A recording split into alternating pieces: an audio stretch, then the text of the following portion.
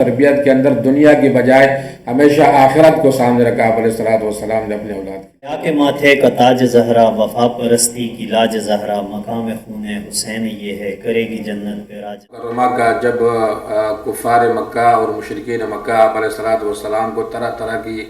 اذیتیں دے رہے ہیں، کو اگر دیکھا جائے تو وہ مشہور واقعہ اور وہ موقع جناب نبی کریم صلی اللہ علیہ وسلم کعبے کے سین میں نماز مکہ نے آپ کو سجدے کی حالت میں جب چہرے کی تابانی کی قسم قرآن نے کہی اور آج وہ چہرہ زخموں سے چورا چور ہے اور لہو لہان۔ حضرت فاطمہ الزہرا رضی اللہ تعالیٰ عنہ کی اگر بات کی جائے تو آپ صلی اللہ علیہ وسلم چونکہ خود صحابت کے ایک بادشاہ جس کو کہہ سکتے ہیں، آپ صلی اللہ علیہ وسلم نے امت کو وہ صحابت کے درس دیے کہ حضرت عثمان غنی رضی اللہ عنہ جیسے سخی جو ہے وہ آپ کی شاگردگی میں آئے اور آپ کے ہاتھوں پر بیعت ہوئے، تو یقیناً ایک وہ صحابت کا جو فلسفہ تھا آپ صلی اللہ علیہ وسلم کا سکھایا ہوا، وہ حضرت فاطمہ الزہرا رضی اللہ عنہ کا بھی ایک حضرت فاطمہ الزہرا رضی اللہ عنہ صحابت ان کی کیسی تھی؟ جناب فاطمہ الزہرا رضی اللہ تعالیٰ عنہ بہت سارے کمالات، یقیناً ایک صاحبزادی ہونے کے ناطے جناب نبی کریم صلی اللہ علیہ وسلم کی صاحبزادی، اور میں نے آغاز میں کہا کہ تربیت میں آپ علیہ الصلوۃ والسلام نے جو چیز بطور خاص رکھی ان کی تربیت میں، وہ دنیا کی بے ثباتی، دنیا کی بے رغبتی، اور کبھی مال و متاع اور اس چیز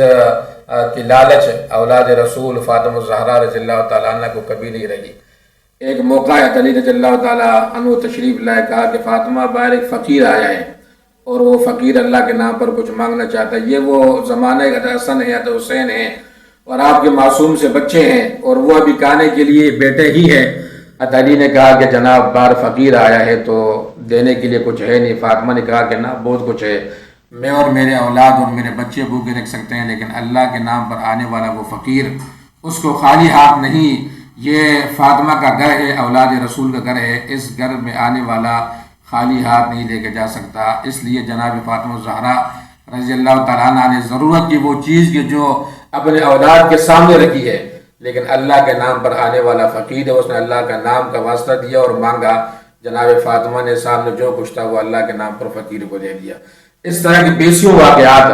جناب فاطمہ الزہرا رضی اللہ تعالیٰ عنہ کے حالات اور واقعات میں ملتے ہیں کہ کبھی بھی ایسا نہیں ہوا کہ کوئی مانگنے والا آپ کے دروازے پر آیا اور وہ خالی گیا، اور جب بھی کوئی آیا یہاں سے بہت کچھ لے کے گیا۔ صحابت کی اگر بات کریں، صحابت کے ساتھ ساتھ یقیناً انسان جو ہے، اولاد جو ہے وہ ہر کسی کو پیاری ہوتی ہے، اور آپ صلی اللہ علیہ وسلم کی زندگی میں آپ صلی اللہ علیہ وسلم کی 3 صاحبزادیوں کا انتقال ہوا اور پھر حضرت فاطمہ الزہرا رضی اللہ عنہا ایک اکیلی رہ گئی تھی، تو آپ صلی اللہ علیہ وسلم کی محبت دوسری بیٹیوں کی موجودگی میں اور ان کی غیر موجودگی میں حضرت فاطمہ الزہرا رضی اللہ عنہ کس طرح کی محبت تھی؟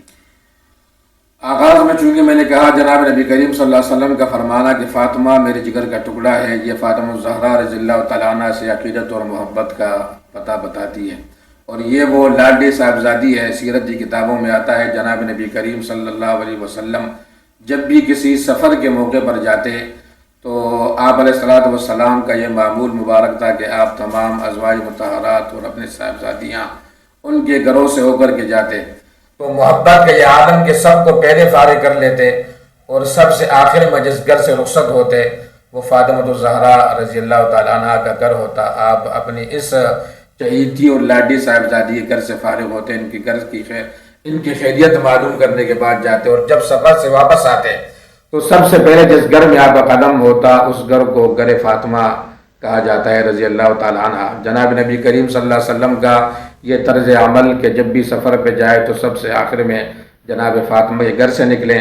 جب بھی واپس پلٹ کر کے آئے تو سب سے پہلے فاطمہ الزہرا رضی اللہ تعالیٰ عنہ کے گھر میں داخل ہو اور آپ کی خیریت سب سے پہلے معلوم کرے۔ یہ وہ محبت ہے جو جناب نبی کریم صلی اللہ علیہ وسلم کی جناب فاطمہ الزہرا رضی اللہ تعالیٰ عنہ سے ہے،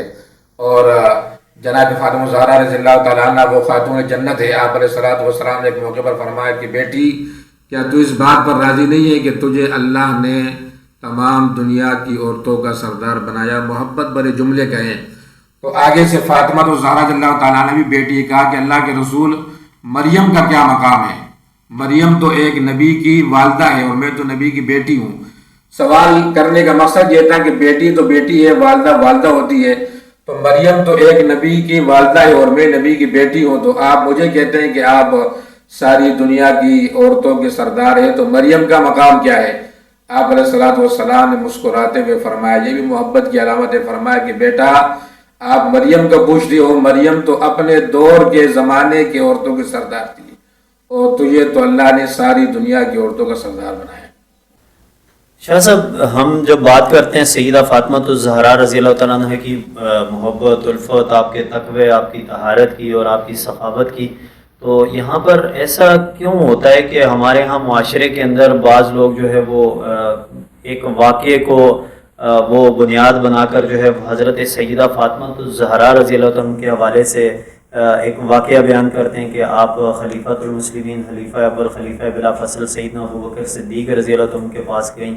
और आपने फ़दक मांगा। तो ये चीज़ें दो आपस में अपोजिट नहीं लगती कि एक तरफ आप सल्लल्लाहु अलैहि वसल्लम का एक वाक़या, बड़ा मशहूर वाक़या कि सैयदा फातिमा-तुज़-ज़हरा रज़ी अल्लाह तआला अन्हा नमाज़ पढ़ रही थी और आप सल्लल्लाहु अलैहि वसल्लम ने आपसे कहा कि आप जहाँ नमाज़ उठाएं, तो आपको बहुत कुछ दिखाया गया, तो आप सल्लल्लाहु अलैहि वसल्लम ने कहा कि ये चाहती हैं या इससे भी बेहतर, तो आपने फिर उससे भी बेहतर फिर आपने बताया। तो बात यह है कि जहाँ पर आप सल्लल्लाहु अलैहि वसल्लम ने इतना कुछ देने का कहा और आपने इनकार कर दिया और सिर्फ एक बाग के लिए फिर वो हज़रत अबू बकर सिद्दीक़ रज़ी अल्लाह तुम के दरबार में गई और आपके दरवाजे पर गई, इस वाक़े के अंदर हकीकत कितनी है? बहुत बेहतरीन सवाल। असल में झूठ की कोई बुनियाद नहीं होती और कोई सर पाँव नहीं होता। हकीकत तो वो है कि जो कुरान में होगा, हदीस में होगा, तारीख़ इस्लाम में होगा। यकीनन हमने जो बातें की, फातिमा-तुज़-ज़हरा रज़ियल्लाहु तआला अन्हा जिन्हें बतूल कहा जाता है, दुनिया से बेरग़बत, लेकिन आज एक तबका कहता है कि जनाब वो खलीफा वक्त के दरबार में खुद चली गई। पहली बात तो ये कि खुद फातिमा-तुज़-ज़हरा रज़ियल्लाहु तआला अन्हा, किस फातिमा के मुतालिक इतना बड़ा इल्ज़ाम लगाया जा रहा है कि वो फातिमा तो हया का पैकर है, और इंतकाल के वक़्त किताबों में आता है कि जनाब फातिमा-तुज़-ज़हरा रज़ियल्लाहु तआला अन्हा ने खुद गुस्ल किया और गुस्ल करने के बाद कहा कि यही गुस्ल मेरे मौत के लिए काफ़ी है, मुझे कोई दूसरा इंसान, फर्द व बशर, खातून भी गुस्ल न दे ताकि मेरे किसी बदन जिस्म पर किसी की निगाह न लग जाए। जो इतना हया का पैकर हो और उसके लिए कहा जाना कि जी वो बार बार खलीफा वक्त के दरबार में गई, तो ये जाने वाली बात